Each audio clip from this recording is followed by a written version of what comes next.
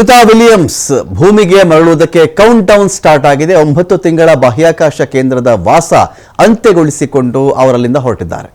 ಬೆಳಗ್ಗೆ 10:35 ಬಾಹ್ಯಾಕಾಶ ನಿಲ್ದಾಣದಿಂದ ನೌಕೆ ಹೊರಟಿದೆ. 9 ತಿಂಗಳಾದ ಮೇಲೆ ಗಗನದಿಂದ ಭುವಿಗೆ ಸುನಿತಾ ವಿಲಿಯಮ್ಸ್ ಅವರ ಪ್ರಯಾಣ ಶುರುವಾಗಿದೆ. ಬುಧವಾರ ಮುಂಜಾನೆ 3:37 ಈ ನೌಕೆ ಲ್ಯಾಂಡ್ ಆಗಲಿದೆ. ಫ್ಲೋರಿಡಾದ ಕರಾವಳಿಯ ತೀರದಲ್ಲಿ ಈ ನೌಕೆ ಲ್ಯಾಂಡಿಂಗ್ ಆಗ್ತಾ ಇದೆ. ಸುನಿತಾ ಸೇರಿದಂತೆ 4 ಗಗನಯಾನಿಗಳ ಪ್ರಯಾಣ ಇದು. Sunita Williams, Butch Wilmore, Nick Hague, Alexander ಪ್ರಯಾಣ ಮಾಡ್ತಾ ಇದ್ದಾರೆ ಇಲ್ಲಿ. ಅಂದರೆ ಒಂದು 8 ದಿನಕ್ಕೆ ಅಂತ ಹೋದಂತಹ ಸುನಿತಾ ವಿಲಿಯಮ್ಸ್ 9 ತಿಂಗಳ ಕಾಲ ಸ್ವಲ್ಪ ತಾಂತ್ರಿಕ ದೋಷಗಳು, ಅದು ಇದು ಸಮಸ್ಯೆಗಳು ಎಲ್ಲವೂ ಸೇರಿಸ್ಕೊಂಡು ಒಂದು 8 ತಿಂಗಳ ಕಾಲ 9 ತಿಂಗಳ ಕಾಲ ಅಲ್ಲೇ ಉಳಿಯುವಂಥ ಒಂದು ಪರಿಸ್ಥಿತಿ ಸುನಿತಾ ವಿಲಿಯಮ್ಸ್ ಅವರಿಗೆ ಬಂದುಬಿಡ್ತು. ಇದೀಗ ಅವರಿಗೆ ಇಲ್ಲಿಂದ ಒಂದು ನೌಕೆ ಹೊರಟು ಅಲ್ಲಿ ತಲುಪಿ ಅಲ್ಲಿಂದ ಅವ್ರನ್ನ ಕೂರಿಸಿಕೊಂಡು ಆ ನೌಕೆ ಭೂಮಿ ಕಡೆಗೆ ಹೊರಡ್ತಾ ಇದೆ. ಇಲ್ಲಿ ಸೆಕೆಂಡಿನ 100ನೇ ಭಾಗದಷ್ಟು ಲೆಕ್ಕಾಚಾರ ಏರುಪೇರಾದರೂ ಕೂಡ ಆ ನೌಕೆ ಏನು ಬೇಕಾದರೂ ಆಗಬಹುದು. ಕಲ್ಪನಾ ಚಾವ್ಲಾ ನಮ್ಮ ಮುಂದೆ ಇರತಕ್ಕಂತಹ ಒಂದು ದುರಂತ ಉದಾಹರಣೆ. ಒಂದು ದುರಂತ. ಕಲ್ಪನಾ ಚಾವ್ಲಾ ಭೂಮಿಗೆ ಬರ್ತಾ ಇರಬೇಕಾದ್ರೆ ಅದು ಶರವೇಗನೂ ಕಡಿಮೆನೇ, ಅದು ಮಿಂಚಿನ ವೇಗದಲ್ಲಿ ಬರ್ತಾ ಇರ್ತಾರೆ ಅಲ್ಲಿಂದ. ಆ ಥರ ಬರಬೇಕಾದ್ರೆ ಆ ನೌಕೆಯ ಒಂದೇ ಒಂದು ಸಣ್ಣ ಲೋಹದ ತುಣುಕು, ಸಣ್ಣ ತುಣುಕಲ್ಲಿ ಸ್ವಲ್ಪ ಏರುಪೇರಾದರೂ ಕೂಡ ಆ ಇಡೀ ನೌಕೆಯೇ ಉರಿದು ಭಸ್ಮ ಆಗಿಬಿಡುತ್ತೆ. ಹಾಗೇ ಅವ್ರು ಸುಟ್ಟು ಹೋದರೂ ಕೂಡ ಭೂಮಿಗೆ ಬರಬೇಕಾದ್ರೆ. ಹಾಗಾಗಿ ಸುನಿತಾ ವಿಲಿಯಮ್ಸ್ನ ಸೇಫ್ ಲ್ಯಾಂಡಿಂಗ್, ಅವರು ಅವ್ರ ಜೊತೆ ಇನ್ನೊಂದು 4 ಜನ ಇಲ್ಲ 3 ಜನ ಇದ್ದಾರಲ್ಲ, ಇವರೆಲ್ಲೂ ಸೇಫಾಗಿ ಬರಬೇಕು ಅಂತ ಹೇಳಿ ಎಲ್ಲರ ಒಂದು ಪ್ರಾರ್ಥನೆ ಇದೆ. 9 ತಿಂಗಳ ಕಾಲದ ಬಾಹ್ಯಾಕಾಶ ವಾಸವನ್ನು ಮುಗಿಸಿಕೊಂಡು ಸುನಿತಾ ವಿಲಿಯಮ್ಸ್ ಬರ್ತಾ ಇರೋದು. ನಾಳೆ ಭೂಮಿಗೆ ಸುನಿತಾ ವಿಲಿಯಮ್ಸ್ ಬರ್ತಾ ಇದ್ದಾರೆ. 8 ದಿನದ ಒಂದು ಪ್ರಾಜೆಕ್ಟ್. ಸುನಿತಾ ವಿಲಿಯಮ್ಸ್ ಅವರು ಬಾಹ್ಯಾಕಾಶಕ್ಕೆ ಹೋಗಬೇಕಾಗಿತ್ತು, ಹೋದರು. ಆದರೆ 9 ತಿಂಗಳ ಕಾಲ ಅಲ್ಲೇ ಉಳಿಯುವಂಥ ಪ್ರಮೇಯ ಬಂದುಬಿಡ್ತು ಅವರಿಗೆ. ಬಾಹ್ಯಾಕಾಶ ನಿಲ್ದಾಣದಲ್ಲಿ ಸಿಕ್ಕಾಕೊಂಡು ಪರದಾಟ ಶುರುವಾಗಿತ್ತು. ಇದೀಗ ಸ್ಪೇಸ್ ಎಕ್ಸ್ನ ಡ್ರ್ಯಾಗನ್ ಕ್ಯಾಪ್ಸೂಲ್ ಇದರ ಮೂಲಕವಾಗಿ ಸುನಿತಾ ವಿಲಿಯಮ್ಸ್ ವಾಪಸ್ಸಾಗ್ತಾ ಇರೋದು. 17 ಗಂಟೆಗಳಲ್ಲಿ ಇವರು ಒಂದು ಪ್ರಯಾಣ ಇರುತ್ತೆ. 17 ಗಂಟೆಗಳಲ್ಲಿ ಒಂದು ಪ್ರಯಾಣ ಇರುತ್ತೆ ಇವ್ರದ್ದು. ಅಟ್ಲಾಂಟಿಕ್ ಸಾಗರ ಅಥವಾ ಮೆಕ್ಸಿಕೋ ಕೊಲ್ಲಿಯಲ್ಲಿ ಇವರು ಲ್ಯಾಂಡ್ ಆಗ್ತಾರೆ. ಭೂಮಿ ಪ್ರವೇಶ ಮಾಡಬೇಕಾದ್ರೆ ನೌಕೆಯ ಕೋನ ನಿಖರವಾಗಿರಬೇಕಾಗುತ್ತೆ. ನೌಕೆಯ ಕೋನ ನಿಖರವಾಗಿರದೇ ಇದ್ದರೆ ಅವಘಡಗಳಾಗಬಹುದು ಅಂತ. ಸ್ವಲ್ಪ ಏರುಪೇರಾದರೂ ಕೂಡ ಏನಾಗುತ್ತೆ, ಭೂಮಿಯ ವಾತಾವರಣವನ್ನು ಬಾಹ್ಯಾಕಾಶದಿಂದ ಎಂಟ್ರಿಯಾಗಿ ಈ ಕಡೆ ಪ್ರವೇಶ ಮಾಡಬೇಕಾದ್ರೆ 2 ವಿಭಿನ್ನ ವಾತಾವರಣಗಳ ನಡುವೆ ಒಂದು ಆಬ್ಜೆಕ್ಟ್, ಒಂದು ವಸ್ತು ಎಂಟ್ರಿ ಆಗಬೇಕಾದಾಗ ಅಪಾರ ಪ್ರಮಾಣದಲ್ಲಿ ಒಂದು ಘರ್ಷಣೆ ಇರುತ್ತಲ್ಲಿ. ಆ ಘರ್ಷಣೆಯನ್ನು ಭೇದಿಸಿಕೊಂಡೇ ಅದು ಸುರಕ್ಷಿತವಾಗಿ ಲ್ಯಾಂಡ್ ಆಗಬೇಕು. ಆ ಘರ್ಷಣೆ, ಆ ಲೆಕ್ಕಾಚಾರ, ಅದರ ಕೋನ, ಅದರ ಆಯಾಮ, ಅದರ ಆ್ಯಂಗಲ್ ಸ್ವಲ್ಪ ಚೇಂಜ್ ಆದಾಗಲೂ ಕೂಡ ಆ ಘರ್ಷಣೆಯಿಂದ ಶಾಖ ಉತ್ಪತ್ತಿ ಆಗಿಬಿಡುತ್ತೆ. ನಮಗೆ ಶಾಖ ಉತ್ಪತ್ತಿ ಆಯಿತು ಅಂತ ಹೇಳಿದ್ರೆ ಅಲ್ಲಿಗೆ ಅದು ಭಸ್ಮ ಅಂತ ಅರ್ಥ. ಯಾಕೆಂದರೆ ವೇಗ ಹಾಗಿರುತ್ತಲ್ಲ, ಸ್ವಲ್ಪ ಏರುಪೇರಾಗ್ಬಿಟ್ರೂ ಕೂಡ ನೌಕೆ ಹೊತ್ತಿ ಉರಿಯುತ್ತೆ. ಎಲ್ಲ 6 ಪ್ಯಾರಾಚೂಟ್ಗಳು ಕೂಡ ಏಕಕಾಲದಲ್ಲಿ ತೆರೆದುಕೊಳ್ಬೇಕಾಗತ್ತೆ.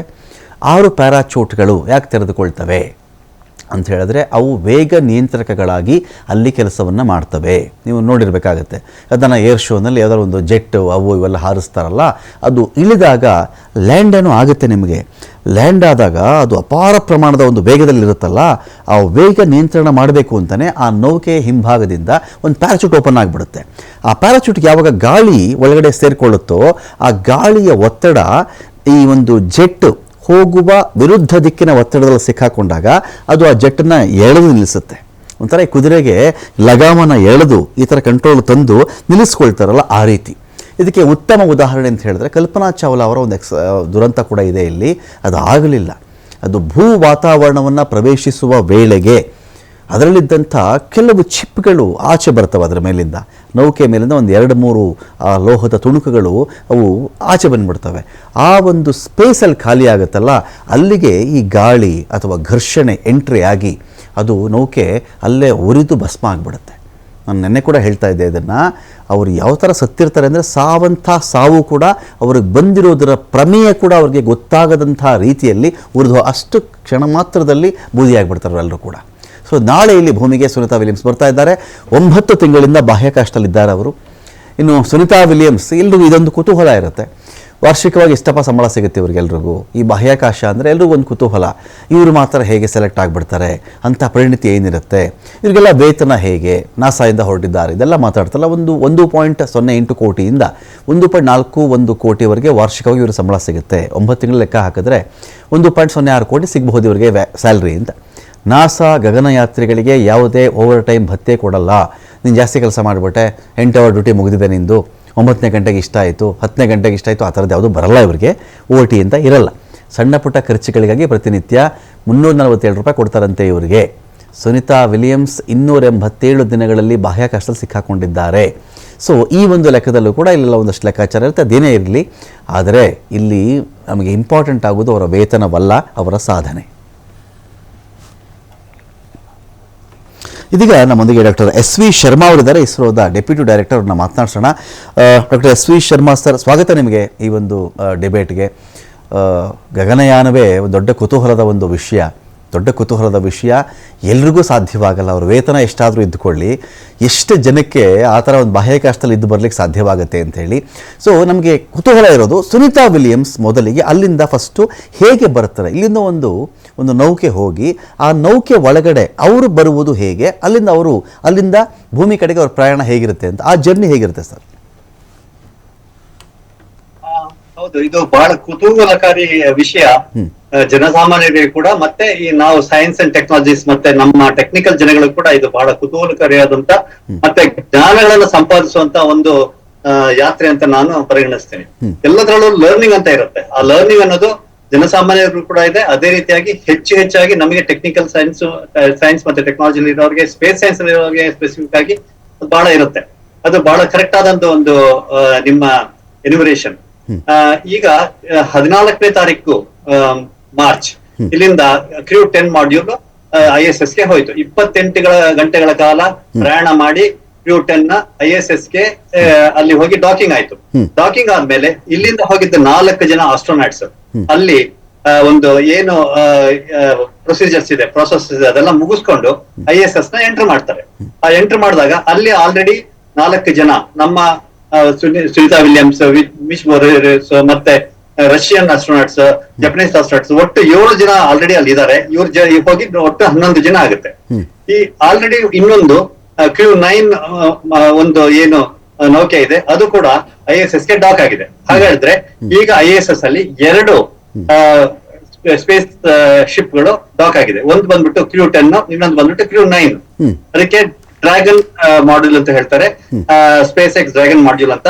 2 ಕಡೆನೂ ಒಂದೊಂದು ಡಾಕ್ ಆಗಿದೆ. ಇದು ಒಂದು ವಿಷಯ.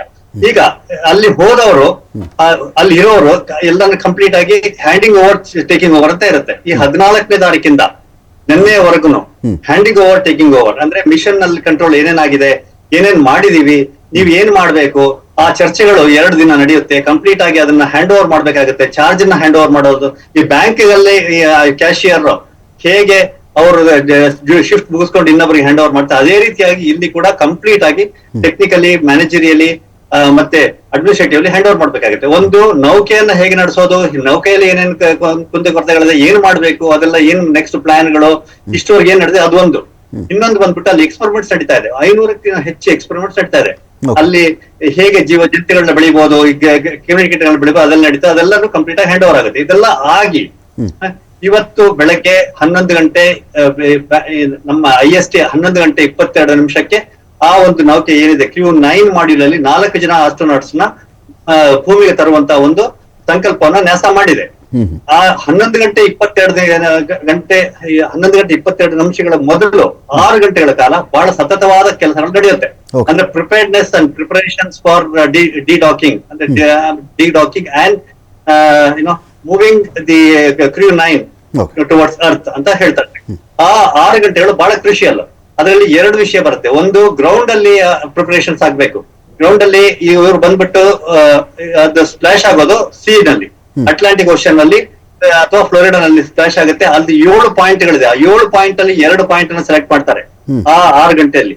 ಆ 2 ಪಾಯಿಂಟ್ ಅಲ್ಲಿ ಯಾವ ರೀತಿಯಾಗಿ ವಿಂಡ್ ಇದೆ, ವೆದರ್ ಇದೆ, ಮತ್ತೆ ಲೈಟಿಂಗ್ ಕಂಡೀಷನ್ಸ್ ಹೇಗಿದೆ, ಮತ್ತೆ ಬಾಕಿ ಎಲ್ಲ ತರದ magnetic conditions, suitability for landing ಅಂತ ಏನ್ ಹೇಳ್ತೀವಿ, ಅದಕ್ಕೆ ಎರಡನ್ನು ಚೆಕ್ ಮಾಡಿ 2 ಪಾಯಿಂಟ್ ನ ಸೆಲೆಕ್ಟ್ ಮಾಡಿ ಫೈನಲೈಸ್ ಮಾಡ್ತಾರೆ 6 ಗಂಟೆನಲ್ಲಿ. ಅದೇ ರೀತಿಯಾಗಿ ಅಲ್ಲಿ ಶಿಪ್ ಎಲ್ಲ, ಅಲ್ಲಿ ರೆಡಾರ್ಗಳು, ಅಲ್ಲಿ ಕಮ್ಯುನಿಕೇಶನ್ ಎಕ್ವಿಪ್ಮೆಂಟ್ ಗಳು, ಮತ್ತೆ ಬೇಕಾದಂತ ಎಲ್ಲ ಸಿದ್ಧತೆಗಳು, ಮೆಡಿಕಲ್ ಎಕ್ವಿಪ್ಮೆಂಟ್ಸ್ ಎಲ್ಲ ಚೆಕ್ ಮಾಡ್ಕೊಳ್ತಾರೆ. ಪ್ಲಸ್ ಅಲ್ಲಿ ಇದು ಹವರಿಂಗ್ ನಡೀತಾ ಇರುತ್ತೆ, ಅಲ್ಲಿ ಹವರಿಂಗ್ ಮಾಡ್ತಾ ಇರ್ತಾರೆ. ಹವರಿಂಗ್ ಮಾಡಿ ಎನಿ ಏರಿಯಲ್ ರಿಲೇಟೆಡ್ ಹೆಲ್ಪ್ ಬೇಕಂತ ಹೇಳಿದ್ರೆ ಅಲ್ಲಿ ಹೆಲಿಕಾಪ್ಟರ್ಸ್ ಇರುತ್ತೆ, ಹೆಲಿಕಾಪ್ಟರ್ ಗಳನ್ನ ಪ್ರಿಪೇರ್ನೆಸ್ ಚೆಕ್ ಮಾಡ್ಕೊಳ್ತಾರೆ. ಇದು ground preparation plus control room ಏನಿದೆ, ಕಂಟ್ರೋಲ್ ರೂಮ್ ಅಲ್ಲಿ 4 ಲೆವೆಲ್ ಕಂಟ್ರೋಲ್ ಸೆಂಟರ್ಸ್ ಇರುತ್ತೆ. 4 ಲೆವೆಲ್ ಅಲ್ಲಿ ರಿಡೆಂಡೆನ್ಸಿ ಎಲ್ಲ ಚೆಕ್ ಮಾಡ್ತಾರೆ. ಇದು ಗ್ರೌಂಡ್ ಅಲ್ಲಿ. ಅದೇ ರೀತಿ ಆ 6 ಗಂಟೆಯಲ್ಲಿ ಸ್ಪೇಸ್ ಅಲ್ಲಿ ಕೂಡ ISS ಮತ್ತೆ ಕ್ರೂ 9 ಏನು ಸರ್ವಿಸ್ ಮಾಡ್ಯೂಲ್, ಕ್ರೂ ಮಾಡ್ಯೂಲ್ ಅಂತ ಹೇಳ್ತೀವಿ, ಅದರಲ್ಲಿ ಕಂಪ್ಲೀಟ್ ಪ್ರಿಪೇರ್ನೆಸ್ ಎಲ್ಲ ಚೆಕ್ ಮಾಡ್ಕೊಂಡು ಅವರು ಇಲ್ಲಿಂದ ಯಾವಾಗ 2 ಲೊಕೇಶನ್ ಮಾಡಿದೀವಿ ನಿಮ್ಗೆ ಅವ್ರು ಥಮ್ಸ್ ಅಪ್ ಇಲ್ಲಿಂದ ಕೊಡ್ತಾರೆ, ಅವ್ರು ಅಲ್ಲಿಂದ ಪ್ರಿಪೇರ್ ಆಗ್ತಾರೆ. ನೆಕ್ಸ್ಟ್ 2.5 ಗಂಟೆ ಇರೋದು ಬಹಳ ಕ್ರೂಷಿಯಲ್. ಆಮೇಲೆ ಲಾಸ್ಟ್ 2.5 ಗಂಟೆನಲ್ಲಿ ಮತ್ತೆ ಒಂದು ಕೆಲಸ ನಡೆಯುತ್ತೆ. ಆ ಲಾಸ್ಟ್ 2.5 ಗಂಟೆನಲ್ಲಿ 2 ಸ್ಪಾಟ್ ಸೆಲೆಕ್ಟ್ ಮಾಡೋದ್ರಲ್ಲಿ ಒಂದನ್ನ ಸೆಲೆಕ್ಟ್ ಮಾಡ್ತಾರೆ. Final selection, the best of the 2 ಅಂತ ಹೇಳ್ತಾರೆ, ಸೆಲೆಕ್ಷನ್ ಆಗುತ್ತೆ. ಆ ಟೈಮ್ ಅಲ್ಲಿ ಆ 2.5 ಗಂಟೆನಲ್ಲಿ ಏನು ಆಸ್ಟ್ರೋನಾಟ್ಸ್ ಇದಾರೆ ಅವರು ಹ್ಯಾಚೆಟ್ ಅನ್ನು ಓಪನ್ ಮಾಡಿ ಅವರು ಕ್ರೂ ಮಾಡ್ಯೂಲ್ ಮತ್ತೆ ಸರ್ವಿಸ್ ಮಾಡ್ಯೂಲ್ ಅಂತ ಏನಿದೆ ಆ ಕ್ರೂ ಮಾಡ್ಯೂಲ್ ಅಲ್ಲಿ ಪೊಸಿಷನ್ ತಗೊಳ್ಬೇಕಾಗುತ್ತೆ. ಆ 2.5 ಗಂಟೆ ಇದನ್ನ ಕ್ರೂ ಮಾಡ್ಯೂಲ್ ನ ಪ್ರಿಪೇರ್ ಮಾಡಿ, ಕ್ರೂ ಮಾಡ್ಯೂಲ್ ಸರ್ವಿಸ್ ಮಾಡಿ ಪ್ರಿಪೇರ್ ಮಾಡಿ ಅನ್ಡಾಕಿಂಗ್ ಮಾಡ್ಬೇಕಾಗುತ್ತೆ. ಅದು 11 ಗಂಟೆ 22 ನಿಮಿಷಕ್ಕೆ ಇವತ್ತು ಅನ್ಡಾಕಿಂಗ್ ನಡೆದಿದೆ. ನನ್ನ ಕ್ವಶನ್ ಈಗ ಡ್ರ್ಯಾಗನ್ ಕ್ಯಾಪ್ಸೂಲ್ ಇಂದ ಅವ್ರು ಬರ್ತಾ ಇದ್ದಾರೆ. ಈ ಬರ್ತಾ ಇರಬೇಕಾದ್ರೆ ಏನು ಆಗಬೇಕು, ಏನು ಆಗಬಾರದು ಅಂತ. ಈಗ ಕಲ್ಪನಾ ಚಾವ್ಲಾ ಕೇಸಲ್ಲಿ ಅದು ಭೂ ವಾತಾವರಣವನ್ನು ಪ್ರವೇಶ ಮಾಡ್ತಕ್ಕಂಥ ಘಳಿಗೆಯಲ್ಲಿ ಒಂದು ಅವಘಡ ನಡೆದು ಹೋಯಿತು. ಕೆಲವು ಆ ನೌಕೆಯ ಕೆಲವು ಪದರಗಳು ಅದರಿಂದ ಬೇರ್ಪಟ್ಬಿಡ್ತವೆ, ಕೆಲವು ತುಣುಕುಗಳು ಅದರಿಂದ ಜಾರ್ತವೆ. ಆ ಸಂದರ್ಭದಲ್ಲಿ ಉಂಟಾದಂಥ ಘರ್ಷಣೆಯಿಂದಾಗಿ ಅದು ಬೆಂಕಿ ಹೊತ್ಕೊಳ್ತು ಅಂತ ಹೇಳ್ತಾರೆ. ಸೊ ಈಗ ಡ್ರ್ಯಾಗನ್ ಕ್ಯಾಪ್ಸೂಲಲ್ಲಿ ಇವರೆಲ್ಲ ಕುಳಿತುಕೊಂಡು ಬರ್ತಾರಲ್ಲ, ಏನು ಆಗಬೇಕು, ಏನು ಆಗಬಾರದು ಅಂತ ಸರ್? ನಾನು ಎಲ್ಲಿ ಬಿಟ್ಟು ಅಲ್ಲಿಂದ ಕಂಟಿನ್ಯೂ ಮಾಡ್ತೀನಿ. 11:22ಕ್ಕೆ ಅದು ಅನ್ಡಾಕ್ ಆಗಿದೆ. ಅದಾದ್ಮೇಲೆ 17 ಗಂಟೆಗಳ ಜರ್ನಿ ಇದು. 17 ಗಂಟೆನಲ್ಲಿ 11 ಗಂಟೆ 22 ನಿಮಿಷಕ್ಕೆ ಕರೆಕ್ಟ್ ಆಗಿ ಯಾವಾಗ ಅನ್ಡಾಕ್ ಆಯ್ತು, ಆ ಅನ್ಡಾಕ್ ಆದ್ಮೇಲೆ 5 ಥ್ರಸ್ಟರ್ಗಳು, 5 ಸಲ ಥ್ರಸ್ಟರ್ಗಳು 20 ನಿಮಿಷದಲ್ಲಿ 5 ಸಲ ಅದರಲ್ಲಿ ಥ್ರಸ್ಟರ್ಗಳನ್ನ ಫೈರ್ ಮಾಡ್ತಾರೆ. 14 ಥ್ರಸ್ಟರ್ ಇದೆ. ಒಂದೊಂದು thruster 400 newton meter energy generate ಮಾಡುತ್ತೆ, ಫೋರ್ಸ್ ಜನರೇಟ್ ಮಾಡುತ್ತೆ. ಜನರೇಟ್ ಮಾಡಿದ್ದನ್ನ ಸರಿಯಾದ ಒಂದು ದಿಶೆ, ಸರಿಯಾದ ಒಂದು ಡೈರೆಕ್ಷನ್, ಸರಿಯಾದ ವೆಲಾಸಿಟಿ, ಸರಿಯಾದ ಒಂದು ಪಥಕ್ಕೆ ಆ ಒಂದು ಕ್ರೂ ಮತ್ತೆ ಸರ್ವಿಸ್ ಮಾಡ್ಯೂಲ್ನ, ಆ ಡ್ರ್ಯಾಗನ್ ಮಾಡ್ಯೂಲ್ ಅಂತ ಏನಿದೆ ಅದನ್ನ ತಂದಿದ್ದಾರೆ. ಅದು ಇವಾಗ ಭೂಮಿಯ ಕಕ್ಷೆಯಲ್ಲಿದೆ. 9 ರೌಂಡ್ ಅದು ಕಕ್ಷೆಯನ್ನು ತಗೊಳುತ್ತೆ. ಅಂದ್ರೆ ಒಂದು ಸರಿ ಅದು ಭೂಮಿನ ಪ್ರದಕ್ಷಿಣೆ ಮಾಡೋದಕ್ಕೆ 90 ನಿಮಿಷ ಬೇಕಾಗುತ್ತೆ.